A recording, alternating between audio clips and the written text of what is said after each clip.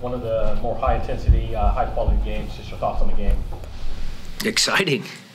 I mean, the fans got their money's worth today. We came up against a very, very good team. Seems like they're back on track. You know, the first goal that Josie scores is I would say that's who they are. I mean, if we don't put pressure on Pozuelo, if teams don't put pressure on Pozuelo, that guy's going to make you pay. And Josie's movement against a 3-time Defender of the Year was great. The ball was hit perfectly, so we were under it. But then what I loved about the game and what I loved about our team was, okay, it's not the first time we went down, because we went down to Cincy, you know, 0-1, but this was a different beast. We went down 0-1 to, you know, a really, really good side that was feeling a little bit of, you know, we had some good possession and stuff, and we came back to get 3 really good goals. So that was what was impressive about our team. Andrew? Coach, with everything that's gone on this week, the fact that you guys do end the match with 3-2 victory over a very, very good side in Toronto, just how satisfying and how much does it mean to get a victory after all the events of this week? Well, the travel to Denver, the lack of a game, certainly hit all of the players, because, you know, it was not a normal week. They were frustrated because they didn't get to play a game, all of that sort of stuff, charters getting canceled. But what I had said to them when we were in Denver, it's almost like this team, you know, adversity in many ways is what makes you better. And so when we won in 16 and 17 and 18, the slow starts, you know, at the end of the year, at the end of each one of those years, we were playing pretty well, because what did we learn in those moments of adversity earlier in the year to get us to be a, you know, either a champion or MLS Cup finalist, or, you know, the hottest team, you know, in the league at the end of the year. So a little bit of adversity was good. So I reminded them that our start had been a good start this year. And maybe it was too easy, you know, maybe this little bit of adversity would prepare us for this match. And I think you saw a pretty good effort mentally from that group, because they could have said, yeah, okay, yeah, it was a terrible week, we didn't get to train properly. They could have, you know, mailed it in, but they didn't. Jeff? Will Bruin comes out, starts it, gets a pair of goals. I mean, have you ever had to do like a mental check-in on him, or just see how he's been handling this reduced role that he's had to play since Rui Day actually has? I have had. Take it for granted at this stage.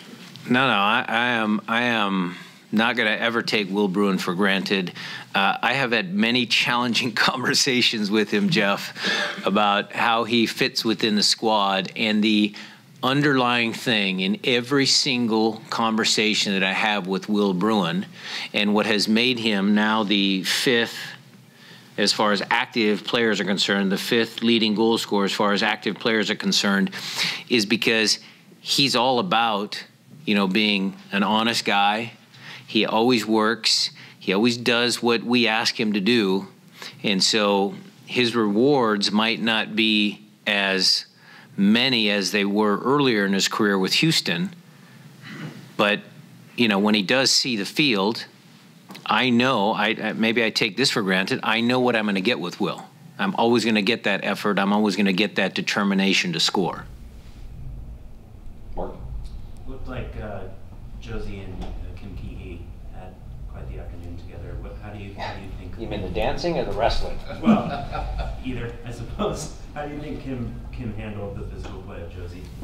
Well, Josie Altidore is a tremendous soccer player, and, you know, the battle that he has with Kim Kee or Chad, or that last interaction with Roman, I mean, we have 3 great center backs. He's a great center forward. Those are some of these small nuances that the fans get to see today. I think, you know, people talk about, okay, the build up to the 3rd goal and all that beautiful stuff, but some of the little nuances in our sport are those little individual battles, 1v1 battles that make the game entertaining. All right. There was a lot of talk in preseason about the importance of getting off to a slow start, or fast start. And flipping that narrative at 5-0-1. How do you feel the team has been able to come out of the gate like this, and what are the differences you notice in a team that's shooting out of the gate as opposed to having to dig yourself out of a hole? I think it's a combination of things, Ari. Look, the little bit longer prep time because of our playoff exit. I think that team being familiar with each other. I think Jordan Morris's enthusiasm to get back out on the pitch. You know, I've said this before. It was the same with Clint the year before. You know, in 2017, we had a big year from him because, you know, he was excited to be back out on the field. It's the same with Jordan. You watch that kid play, and, you know, you can tell that he's into the game. So familiarity, a little bit longer layoff, Damian Roden being here the entire preseason, Jordan's spark to the group. I think there's plenty of good reasons, along with the tried and true reasons of Steph Fry, Gustav, Christian, you know, some of the guys that do their jobs and might not get all the accolades, but, you know, Christian scoring a goal today plus doing all the defending is paramount to the team's success. Miles? Yeah, you've talked about being goal dangerous all season, and you scored 3 goals. Is this what being goal dangerous is? Yeah. Well, when I say goal dangerous, we have Raul, Bruin, Jordan. You know, Jordan himself said it during preseason. He still wanted to be goal dangerous from the wings. A lot of times you get stuck with, okay, your center forwards or your attacking players that play in the middle of the field are goal dangerous.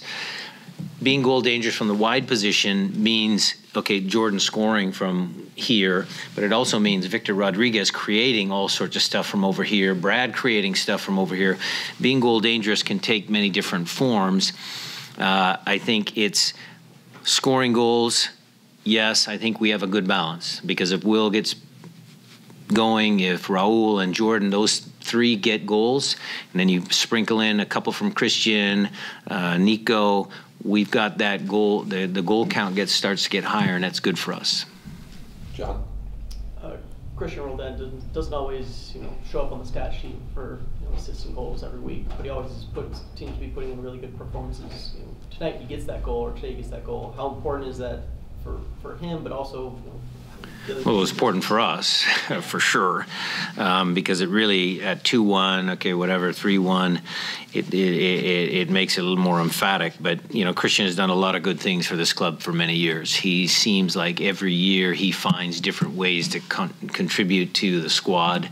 I'd have to double check his goal counts for each year, but he is goal dangerous.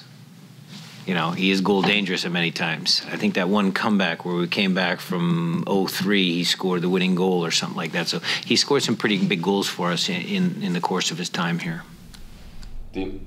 How would you describe the system after Morris subbed off? I know it was a little bit complicated with all your forwards out. That's called the amoeba. No, look, we were struggling there because Will had gone down, and then Jordan with his hamstring, we were worried. I mean, guys were in my ear already at 60 minutes, but the kid gutted it out because he's a tough kid. So pushing Nico up front where he can just put pressure on the opponent and then filling in underneath him was basically the strategy. Bringing Roman on is, again, this is the debate. Do you go to 5 at the back, or is it a 3-5-2 or some variation of that? And it's attacking formation because Brad and Kelvin can get higher up the field. I thought Roman came on and did exactly what we asked him to do, and we were able to get those guys forward. We were able to pinch a block of 4 in the middle, and we were able to keep some possession. So it turned out okay today. Time for a few follow-ups. Andrew, I think I saw you first. Yeah. Any Rui Diaz update, and is there any update on Will Bruin? I know he exited again. Will, we won't know until Tuesday. Raul was very close. That was like a game day decision when he walked into the locker room. We have been treating him for the bruise on the bottom of his foot, and he is very, very close. We had to make a tough decision today. We decided against it. But he should be ready by the weekend. Will assess on Tuesday. Mickey? On On the defensive side, how do you assess how Gustav and Roldan were able to handle just well on Bradley? Just well, got the goal, but otherwise seemed like they were able to. Every MLS game, you're going to get teams that create chances. It's the way our sport is designed. I thought Gustav and Christian did a great job today in there, not just defensively, but creating moments of tempo, calming the game down. Gustav's couple of tackles, Christian with his energy. It's a good pair in there. Yep. You got a very difficult upcoming schedule next week with 2 games against LA. How do you feel the team's confidence going into this next week? It's very high. A happy bunch of guys in there. But I tell them they have to go back to work on Tuesday. Kind of ruin the mood a little bit. I think of no finer person to close with than Tim Booth. Brian, Ari asked earlier about the fast start this year. You guys are, I want to make sure I get the stat right, 22-3 in your last 25 games going back to the middle of last season. How much of this fast start can be attributed to some carryover from last year?